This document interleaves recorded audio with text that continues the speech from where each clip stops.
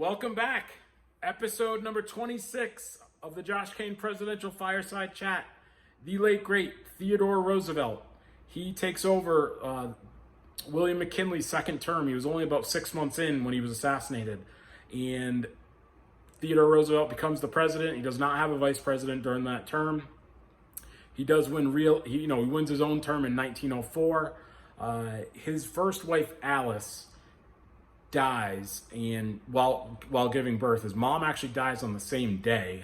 I believe it was Valentine's Day, and he falls into a Great Depression. He moves out west. He's living out in North Dakota. Tries to become a rancher. He finally comes back. He marries his second wife, who was like his childhood sweetheart, Edith. And I mean, it's going to be hard for me to keep this episode under like 3 hours. I love Theodore Roosevelt. This guy has a motor.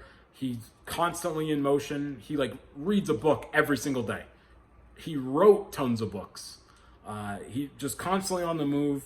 He starts out local politics in New York, and he becomes the police commissioner of New York City. He becomes secretary of the Navy, and then he does become governor of New York. And local politicians, because he's kind of a lunatic. He's so crazy that New Yorkers just wanted to get rid of him. And when McKinley's running for re-election, they put him on the ballot as the vice president, because they were like, at least he can't do anything as the vice president. So they get rid of him. So when war breaks out with Spain, he volunteers and fights, and he's over in Cuba. The Battle of San Juan Hill, the Rough Riders, he rides up the hill, the horse gets shot out from under him and all that stuff. So brave or crazy, whatever you want to name it. So he survives the Spanish-American War. He's a war hero. And again, he becomes McKinley's running mate in 1900. So he's the first president to go overseas while he was president. So he's the one that pushes for the Panama Canal, and he actually visits Panama during his presidency. So that's pretty interesting. When he announces pretty early on in that his really the only term he won, but during that second term, that he was not going to seek a third term. He was not going to run for re-election in 1908, which he immediately regrets. As soon as he said it, he regretted it. So he handpicks his successor, William Howard Taft. So when he leaves office, he actually goes on a big African safari, and they collect thousands of specimens from Africa for the Museum of Natural History in New York City. And while he's gone for a long time, he is not happy with how Taft is running his presidency. So he comes back, and he's running against Taft in 1912. So he can't win the Republican nomination. So he actually forms a third party and challenges both Taft and Wilson in 1912. So he's actually one of the biggest vote getters as a third party candidate in American history. He obviously doesn't win, but he probably hurt Taft's re-election chances. He certainly, I think the vote total between Taft and Roosevelt was more than Wilson, but he did not win, so he's super depressed after that.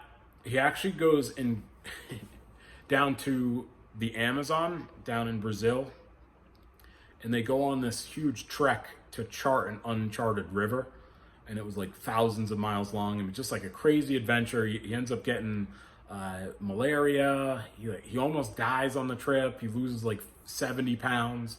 He's never well after that. He comes back, and he's just never the same guy. So, but it's crazy that he did that post-presidency.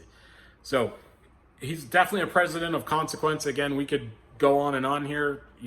National parks. He's set aside a ton of the land out west from his experience with ranching and all that out in the Dakota Territory. So it's not territory. It is a state at that point. But he's out there saving, real conservationist. But again, I can't tell you everything about him. It's just impossible. I don't have enough time. But I've got terrific book recommendations. So there's a 3-volume set by Edmund Morris that basically each one is pre-presidency, presidency, and then his post-presidency, just because he was so interesting and had such a crazy life.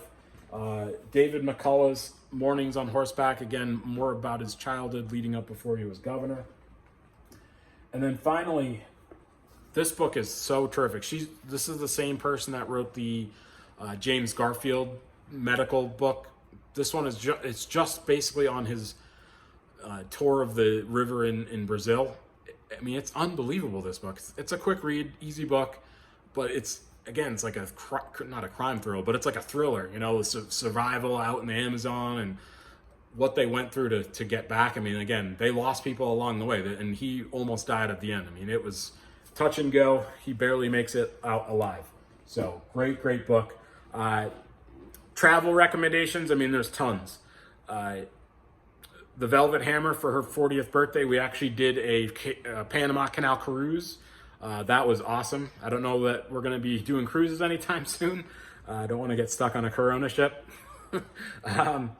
Mount Rushmore, I mean, that whole area, the Black Hills, South Dakota, North Dakota, Theodore Roosevelt National Park in North Dakota, just gorgeous. So if you ever get a chance, the Dakotas are gorgeous.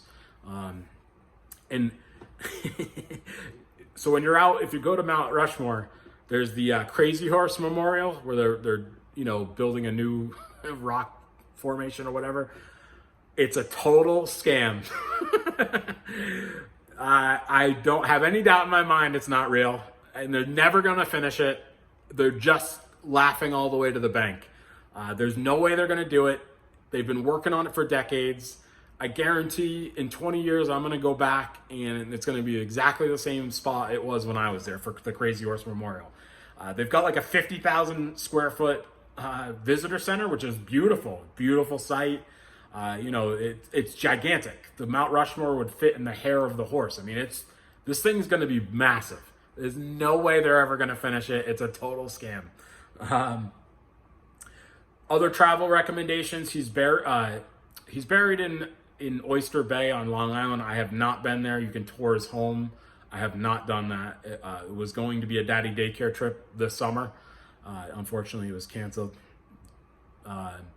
Other travel recommendations. He was born in New York City, so you can tour the house he grew up in Lower Manhattan. That's terrific. The other thing, the memorial in Washington, D.C., he's on its own little island, so you can go out and check it out. So that in the Potomac, it's terrific. That's a great memorial. I feel like it's not one that most people get out to, but it's totally worth it. So Theodore Roosevelt, definitely one of my favorite presidents. That's the end of our 26th episode. Bye for now.